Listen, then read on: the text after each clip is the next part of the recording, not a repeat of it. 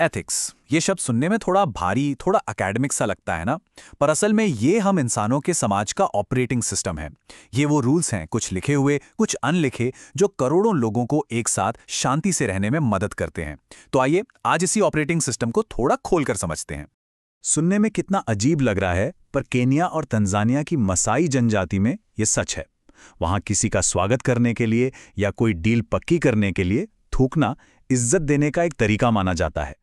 और यहीं से ये दिलचस्प सवाल उठता है कि जिसे हम सही या गलत मानते हैं, क्या वो हर जगह हर किसी के लिए एक जैसा है?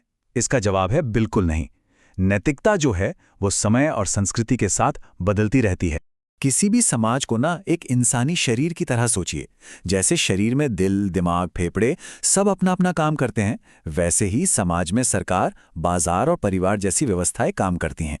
अब इन सबको एक साथ बिना टकराए चलाने के लिए एक कॉमन अंडरस्टैंडिंग, एक साझा समझ चाहिए होती है।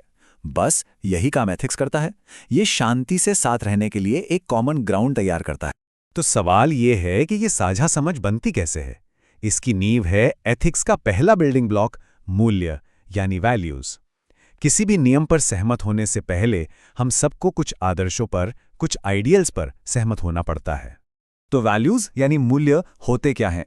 सीधे शब्दों में कहें तो ये किसी भी समाज के नैतिक आदर्श होते हैं। मजेदार बात यह है कि ये जन्म से नहीं मिलते, हम उन्हें सीखते हैं। यही हमारी अंतरात्मा, हमारी कॉन्शियंस को बनाते हैं। और जब भी हम इनके खिलाफ जाते हैं तो हमें अंदर से एक अपराध बोध यानी गिल्ट महसूस होता है।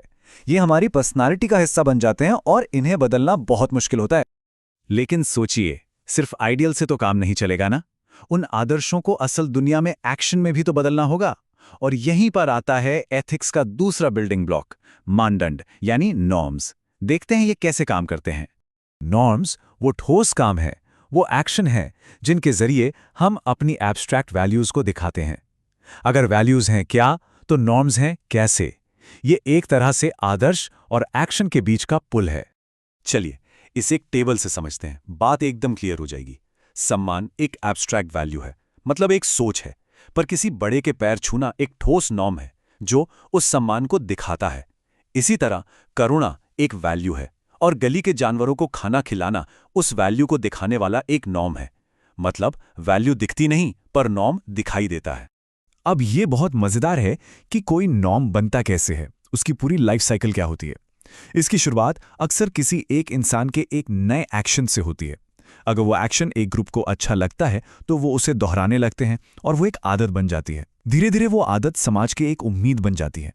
समय के साथ ये एक परंपरा बन जाती है, फिर एक ऐसी रीति जिसे ना मानने पर समाज सजा देता है। और आखिर में कुछ नॉर्म्स इतने जरूरी हो जाते हैं कि उन्हें कानून बना दिया जाता है। तो अब हम ये तो समझ गए कि नियम कैसे बनते हैं, पर यहाँ एक बहुत बड़ा, बहुत ही फंडामेंटल सवाल खड़ा होता है। क्या नियम पत्थर की लकीर हैं या फिर बेहतर नतीजों के लिए उन्हें बदला भी जा सकता है? ये एथिक्स की दुनिया की सबसे बड़ी बहसों में से एक है। तो ये बहस जो है वो दो बड़े स्कूल ऑफ थॉट के बीच है। एक है डिओन्टोलॉजी। ये कहता है कि कुछ काम अपने आप में ही सही या गलत होते हैं, नतीजा चाहे जो भी हो। इनके लिए नियम ही सब कुछ है। दूसरी तरफ है टेलियोलॉजी। ये कहता है कि कोई काम सही है या गलत, ये उसके अंजाम से, उसके रिजल्ट से तय होता है।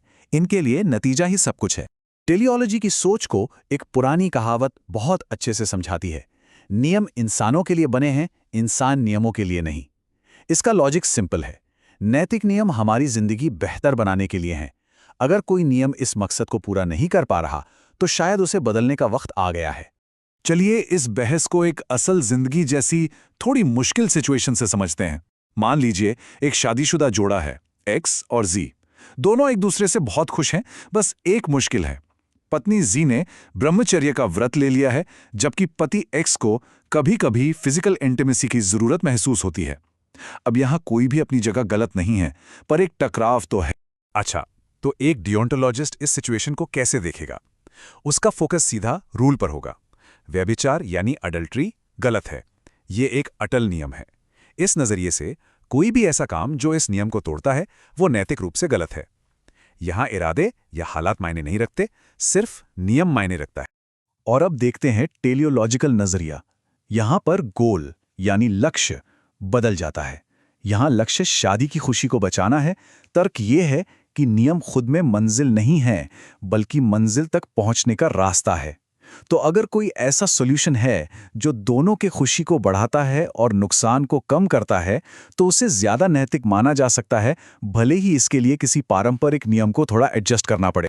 तो ये तो साफ है कि एथिक्स कोई ब्लैक एंड वाइट चीज़ नहीं है, पर यह सवाल भी तो है कि हमारे अंदर ये सही गलत की समझ, हमारा अपना नैतिक कंपास बनता कैसे है। चलिए अब बड़ी बड़ी थ्योरी से हटकर इसे पर्सनल लेवल पर समझते हैं। हमारे अंदर वैल्यूज का डेवलपमेंट 3 मुख्य सोर्सेज से होता है। ये सफ़र परिवार से शुरू होता है, फिर स्कूल कॉलेज में आगे बढ़ता है और उसके बाद जिंदगी भर समाज से प्रभावित होता रहता है। सबसे पहले और सबसे मजबूत नींव रखता है परिवार। जिंदगी के शुरुआती सालों में, खासकर पहले 6 साल में, एक बच्चा अपनी बेसिक वैल्यूज सीखता है, अच्छी भी और बुरी भी। और ये सिर्फ डांटने या सिखाने से नहीं होता। बच्चे सुन के उतना नहीं सीखते जितना देखकर सीखते हैं। वो अपने बड़ों के व्यवहार को कॉपी करते हैं।